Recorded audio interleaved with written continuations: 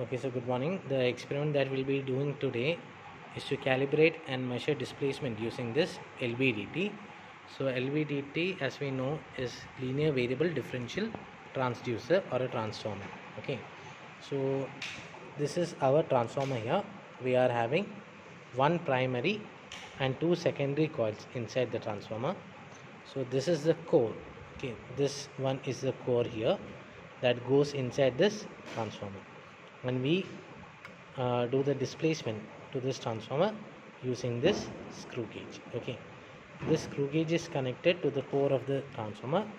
So here we will displace this uh, core using our screw gauge setup. So as I told you that we are having one primary and two secondary coils. The output is connected such that the output is the difference of voltage between these 2 points. Okay, so as your core moves upward, your more flux is linked with your this coil and less flux is linked with this coil, so there is a difference in output voltage. Okay, so frequency generation generator is used to modulate a sine wave to be applied as an input to this primary coil, and the output of the secondary coil is demodulated and it is supplied to an amplifier that amplifies the value, and we'll get the output across this 2 point that is displayed in this display. Okay, now we have to do is calibration. So before taking any instrument for granted, we have to calibrate the instrument. Okay, so for calibrating the instrument, first of all we'll go with the zero setting of our instrument. Okay, here as you can see, this is the screw gauge. Here I am going to place the screw gauge into 0 mm. That means zero displacement should be there. So for zero displacement, actually the voltage or the output that we'll be getting should be 0. If your device is not calibrated, you will be getting some value like this. So first of all, we have to calibrate our zero setting using this zero knob. Okay, so using this zero knob, I will calibrate it to zero settings.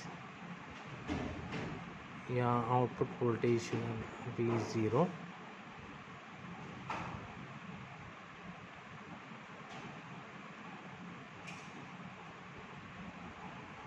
Calibration is the toughest part of a measuring instrument.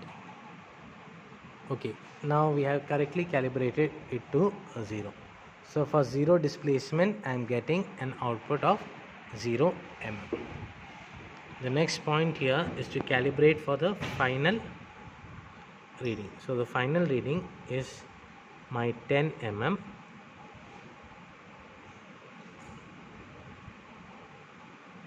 So for 10 mm, see, as I am screwing this screw gauge, you can see the core is moving towards its inside. Okay, so I am moving the core with a distance of say 10 mm now. Okay, so once this is correctly hit the 10 mm, your output should also be 10 mm. Okay, sorry, your output should also display as 10 mm. So now I am going to calibrate this using this CAL knob. Okay, for zero setting I had used this knob. Now for calibration I will use this knob here. I am going to calibrate it to say 10. It should be perfectly 10, then only my calibration is correct. Okay, now 10 is there. So your calibration is not over now. Again I have to go back and see whether the zero setting is correct or not. So here I am going to again see whether my zero setting is correct or not. If my zero setting is correct, then I am ready to take the reading.